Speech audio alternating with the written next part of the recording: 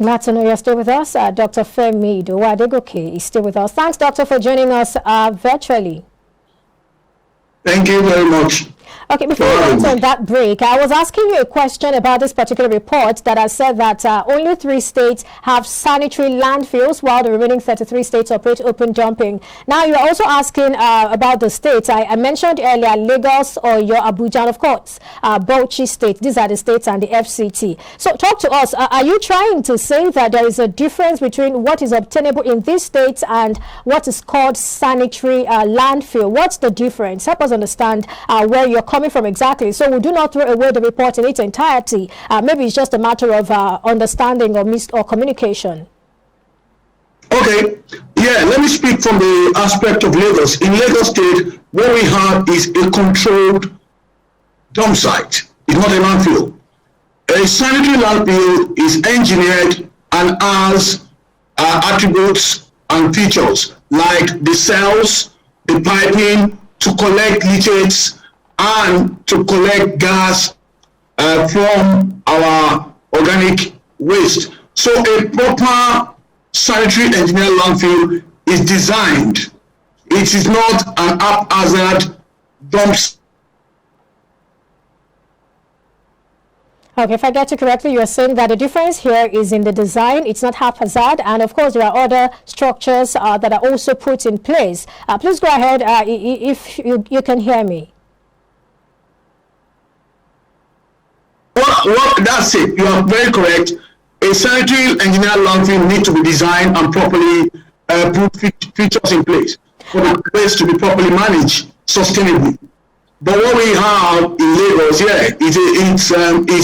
it's a good, not very good, but it's a fair thing because it's controlled. And I think that's what they have in Abuja. I've not seen that of Bauchi, but I know recently the landfill, the dump site was rehabilitated to become a controlled one, just like what we have in Lagos. So Nigeria, we don't have any engineered landfill. I wanted to clear that because we don't want to misinform people about ourselves. We're not where we're supposed to be, but not that we're not making effort. I speak from Lagos State because I operate in Lagos State. Efforts have been made to improve on our waste management.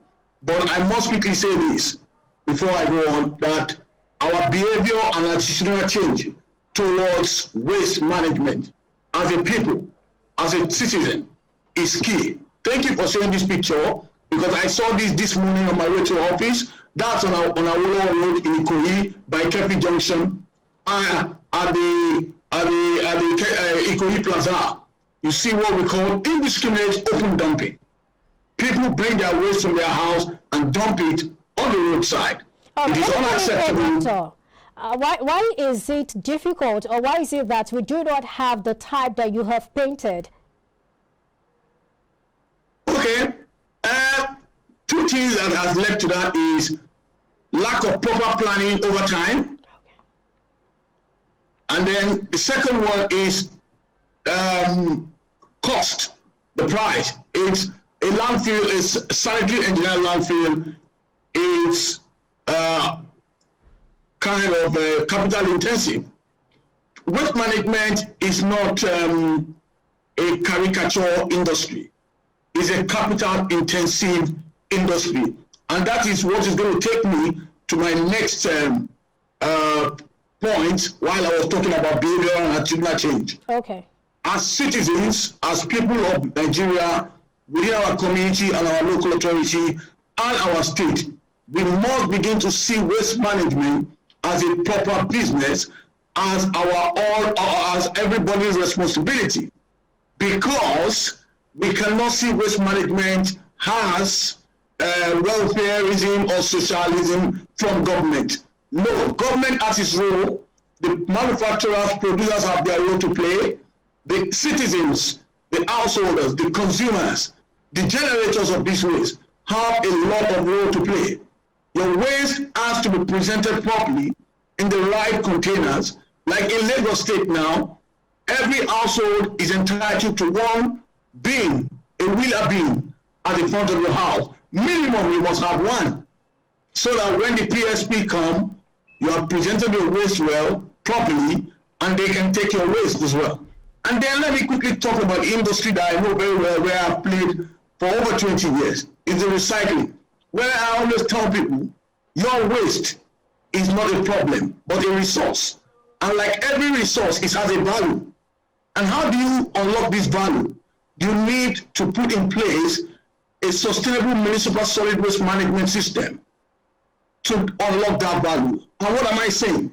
As an household person, as citizens that you generate waste, if you begin to segregate and separate your waste as source, you can get value from your waste. We are seeing areas in Lagos now where people pay school fees with their recyclables.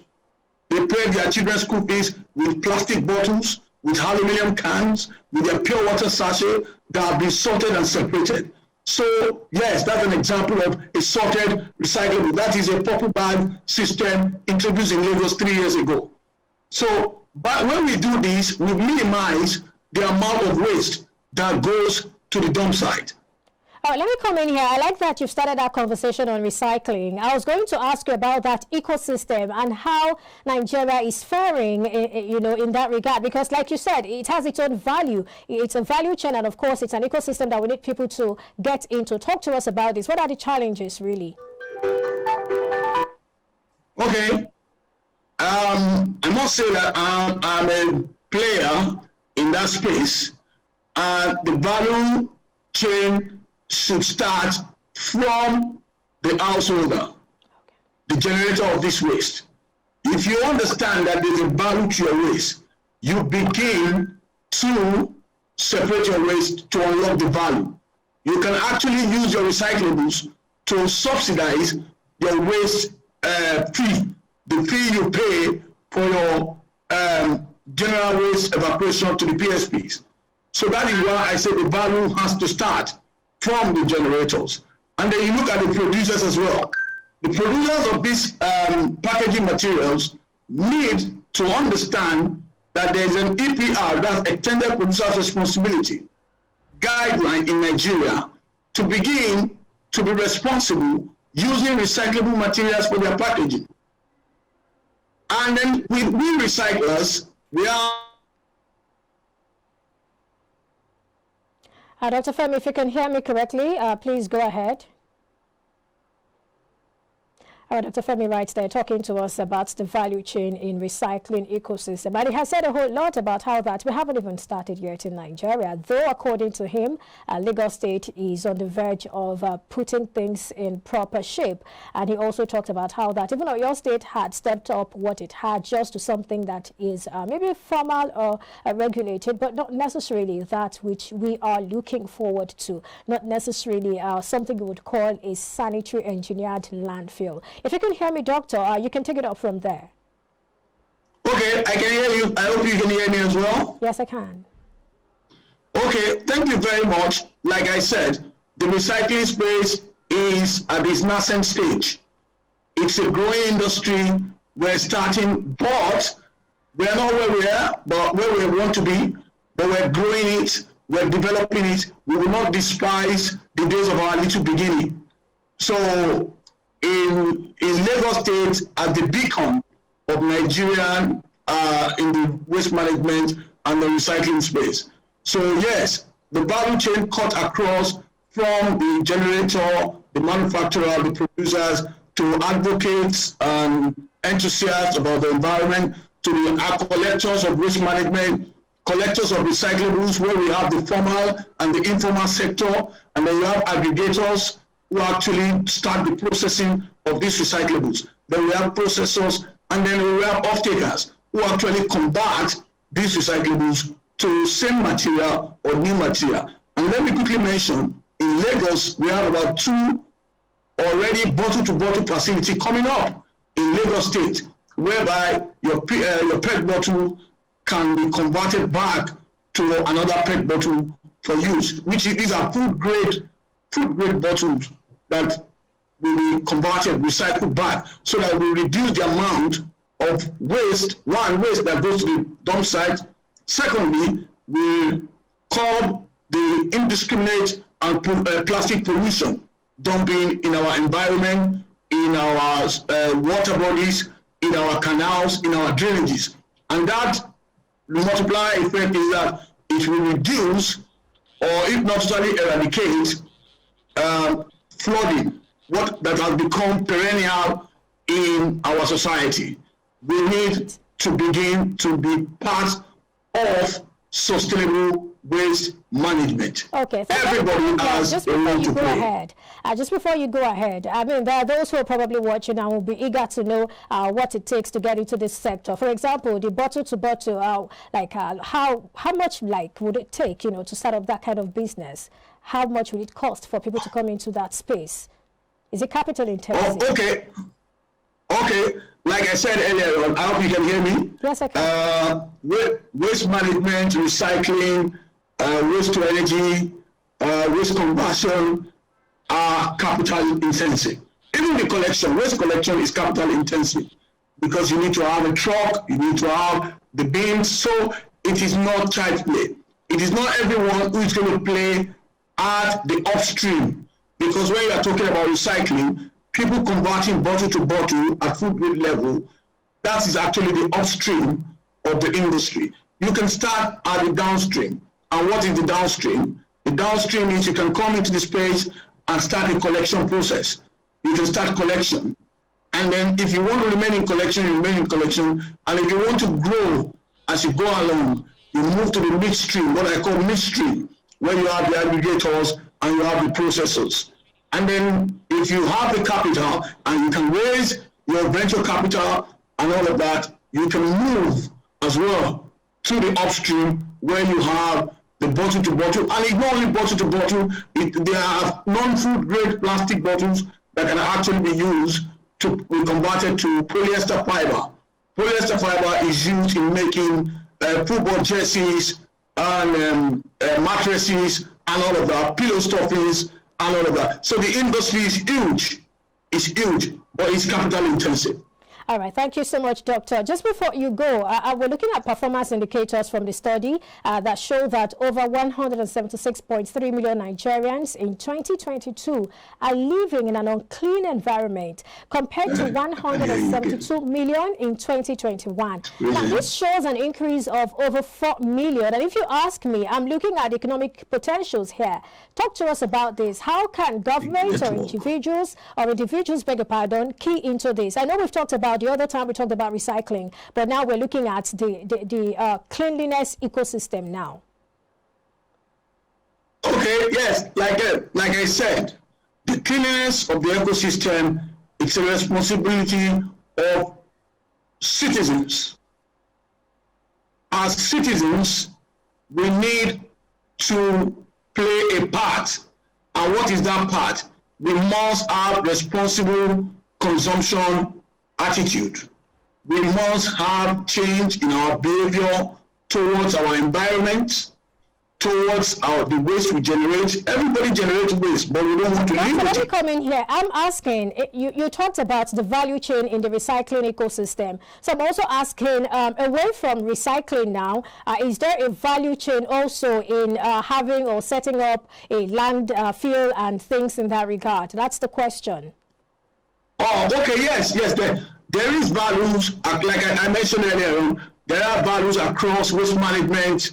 Even after recycling, the non-recyclable waste can still be prepared for what we call RDF or waste to energy, refuse derived fuel.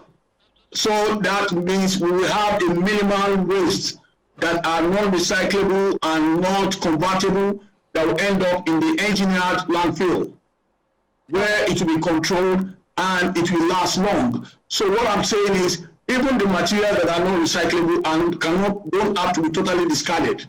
Because of their calorific content, we can get energy from them. We can convert them. For example, the cement industries use non-recyclable waste for RDF, refuse derived fuel, to power their cement kiln. So these are other values that we can, but they are not cheap. These are capital intensive projects that needs to be driven by the private sector, given the enabling environment by the government. All right. Thank you so much, Dr. Femi. Yes. There is a whole lot to talk about, but we have to end the conversation here. I hope I will have you some other time to talk extensively on this. Thank you very much. All right. So global oil markets now. Oil extended gains on Tuesday as a key pipeline bringing the resource to the United States remained short, adding to concerns about potential tight supply in the world's biggest crude consumer.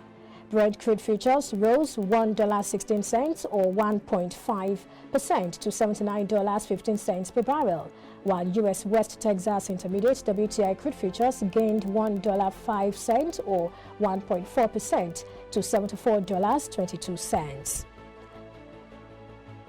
To the global stock markets now. Asia Pacific shares opened in positive territory as investors look ahead to a highly anticipated Federal Reserve meeting and U.S. CPI data reading. Hong Kong's Hang Seng Index was up 0.67% after Chief Executive John Lee announced further easing of COVID restrictions. Australia's S&P and ASX 200 was up 0.17%. The Nikkei 225 in Japan added 0.29%, while the Topix inched up 0.40%. Korean benchmark Kospi dropped fractionally, and the Kosdaq shed 0.22%. The MSCI's broadest index of Asia Pacific shares outside Japan climbed 0.42%. But that's our offering on Business Breakfast today. Many thanks for watching. My name is Perpetua Fasami Peter. Do enjoy the rest of the day. Bye for now.